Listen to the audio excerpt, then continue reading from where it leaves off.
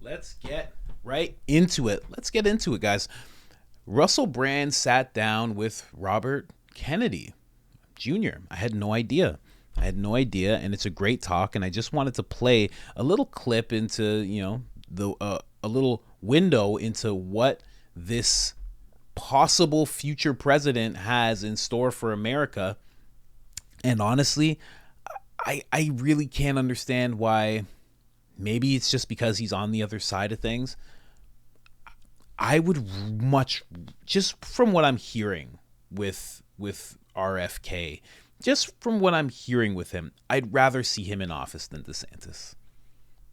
Just based on that. Now, like I've said this before, RFK versus Trump, I think that would be a win-win for the American people. I don't think that's hard to argue if you hear the case of what both of them are trying to do when they get put into office. But yeah, let's play that. Let's play that. You guys know the store.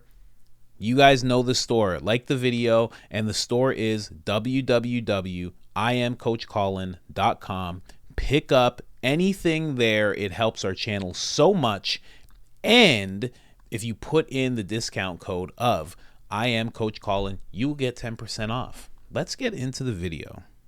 It seems like what we are confronting is the kind of thing that we talk about continually on this channel. There are some extremely powerful and malevolent forces at work that are willing to push their agenda through veils of morality and reason that most people wouldn't contemplate. Your pledges for becoming president include bringing the troops home and spending that money on US infrastructure, healing the cultural divide rather than using the culture war to polarize the country, dismantling the surveillance state, and pardoning Assange and Snowden. Even those changes would indicate a significant shift in American domestic life, and of course, I suppose, therefore, the world. But given the power of these institutions and the scale of the challenge, what do you think is more likely to happen? Do you think that there is enough democracy in America for your campaign to make a significant impact? And surely a machine this nefarious would ultimately just come up with a way to prevent such a fatal attack on its modus operandi. Yeah, I mean, I love what you talk about on this podcast all the time, which is the healing power of love, of uniting people from the left and the right in a populist rebellion against these, this superstructure. And I don't know if it will work, but that's what I'm trying to do. I'm going to go forward as if I believed that it was going to work, and I'm seeing the tremendous power coming from, people now. More and more people on the left are joining my campaign. I had calls this week from Jeffrey Sachs, from Ralph Nader, from many other kind of liberal leaders who are, part of the superstructure of the, liberal democracy forever. And of course, on the right, the groups that were vilifying each other and continue to vilify each other. The profit of that, of that cabal that you're talking about, the uniparty cabal, the worst thing that they can imagine is that we can unify far left and far right in a revolution against this corrupt merger of state and corporate power. And that is, my plan. That's what I'm going to try to do. So far things are going well. Yeah, I mean, it's extraordinary, Robert. My God, it's so fascinating to speak with you and to listen with you. In a sense, I think for a lot of us, somebody with your... I just gotta interrupt Russell Brand there. I think the big thing to notice that when it comes to what his plan is, you notice that, and even Trump is doing this. Trump has called America a third world country. A lot of candidates are always coming with the doom and the gloom, and it's I always liken it to the narrative that the World Economic Forum is putting forward. The dystopian, apocalyptic, the doom and gloom that's coming unless you give me the power, as Jordan Peterson puts it when he's describing the World Economic Forum. And RFK's not doing that.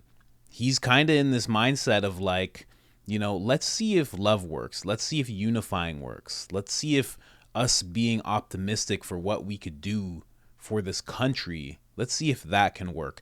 And it can. It really can. And I really like that he's going that way instead of like just complete doom and gloom. And if you guys don't elect me, oh man, you're screwed. Oh, it's going to be terrible for you if you don't. I really, really do appreciate that type of stuff. Let's keep going.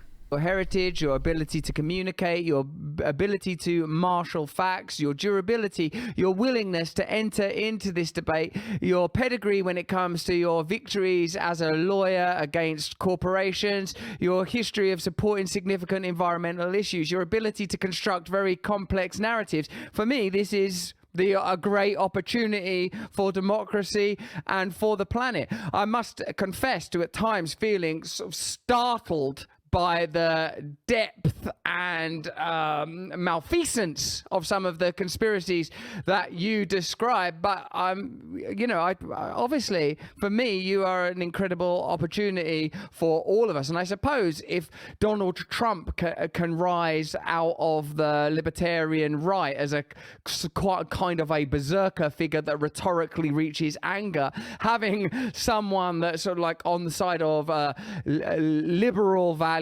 real freedom, holding power to account, ending war, attacking corporate power, bringing people together is precisely what's needed. So we'll do everything we can in our own way to join you in this suicidal campaign that will end with us all being murdered. We'll see what happens. I mean, it really is kind of an experiment. It's kind of a sociological experiment. We just had a big mass experiment performed on the American people over the past 3 years.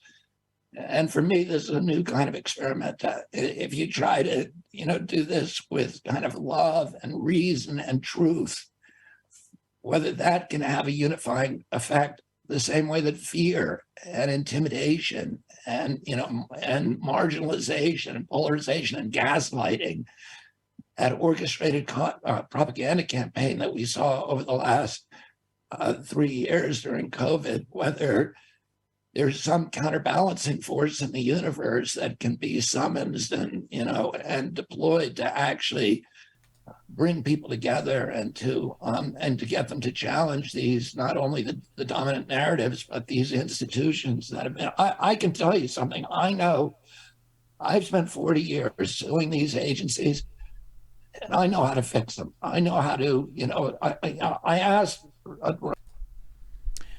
Now he starts talking about a lunch that he had with Ron DeSantis. So Ron DeSantis actually confided in him that he was thinking of running for president before he announced it, which is also very telling. Also very much speaks to, as much as they're both really good guys, it kind of speaks to the way we never realize that the right and the left do speak. They are friendly. And it's us that kind of takes this unfriendly tone when it comes to the right and the left and those tribes. But the people above, they really are sitting down to dinners, talking, working out ideas. They really are more cordial with each other behind closed doors than we care to think, because that would just, throw everything awry. I mean, that is why, you see pictures of, Barack Obama and George Bush and Bill Clinton and Donald Trump and Hillary Clinton, and you see them mingling. It's us that can't do that. And I think that's like a big deceiver part. But I do really like what he's saying. I really, really want to see someone like that win. See, because what he is, and I've been called this in the comment section because there are some older people here who can remember a time back when the left wasn't all about being super pro-establishment and mandates and restrictions and inclusivity to the point of destroying society. There's a class of people, older people, who can remember when the left was about anti-establishment, was about questioning authority, was about pushing back against restrictions and freedoms and keeping their privacy. And what those older people have called me a number of times in the comments is a classical liberal. Because I've always said that, if I'm in the middle, I kind of lean right. Like I got one foot's a little, like my feet are a little more right than they are left. And somebody told me that's called a classical liberal, which is like the values that liberals had before all the nonsense took over. This wave of Marxism and the third wave of feminism and just the complete nonsensical stuff took over. The left really was a different type of, I'll say, party. And I think that's what we're seeing here with this gentleman. And that's why it seems so odd, because no more people like this exist. And I really would like to see him in some kind of office. Like if Trump wins, because it really does seem like Trump's going to win. I mean, if Trump doesn't win, I would be surprised. And I think we all know what that means if he doesn't win. It's kind of like things are not all on the up and up if he doesn't win, in my opinion. And it's not just because I want him to win. It's because he's leading everybody. Like there's no one who's ahead of him, right? And I don't know. I won't get into that. That's another episode. But I would like to see him, like if Trump did win, I would love to see RFK in his cabinet somewhere, because he does have good values and he does have good ideas and he has a very positive narrative of where America can go. And not a lot of candidates have that right now. And as much as, like I said, I mean, if I had to choose between him and DeSantis, like I know some people are just in the DeSantis camp. I like this guy way better. I mean, he has the same type of values. In terms of like, watching out for CBDCs and stuff like that. And, government restrictions and overreach. They both have the same kind of ideas there. But I don't know. Something about a Kennedy. You know what I mean? Just that prestigious name, But yeah, I just wanted to show you guys that. There's a whole interview. I haven't had a chance to go through it all, but I just started, and that little breakdown that Russell gave at the beginning really, really spoke to me. I like that. I like that a lot. And let's go through that again really quick, because I just want to hear some things that he's actually trying to do if he is elected. At work that are willing to push their agenda through veils of morality and reason that most people wouldn't contemplate. Your pledges for becoming president include bringing the troops home and spending that money on US infrastructure, healing the cultural divide rather than using the culture war to polarize the country, dismantling the surveillance state, and pardoning Assange and Snowden. Even those changes would indicate a significant shift in American domestic life, and of course, I suppose, therefore, the world. But given the power of these pardoning Assange and Snowden would be absolutely incredible. That would be incredible. Having those two be able to come back here and be here, because the existence that they've been reduced to is kind of messed up. It's kind of really messed up. It's not torturous or anything. They are okay, but it's not the way life should be. You shouldn't step into that type of undertaking in terms of truth telling and then get completely ousted from the country that you're in and that you love and that you're trying to bring information to. And dismantling the surveillance state. Here's the thing with that. If he does that, that's that's going to uncover so much stuff. And I mean to the point of Twitter file stuff. That's what's going to happen.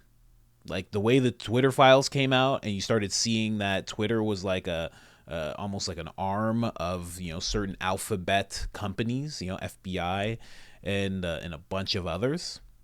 You're going to see that with every single social media platform that's in America. That's basically what would happen. Shadow bans lifted galore. Oh my gosh. overnight I'd have 5 million subscribers. Kidding, of course. But yeah, I just wanted to play that for you guys. And other than that, I'm out. Like the video. Please like the video. It helps so much. If you watch this far, like the video. I am CoachColin.com. Pick up a shirt. It helps the channel so much. And other than that, I am out.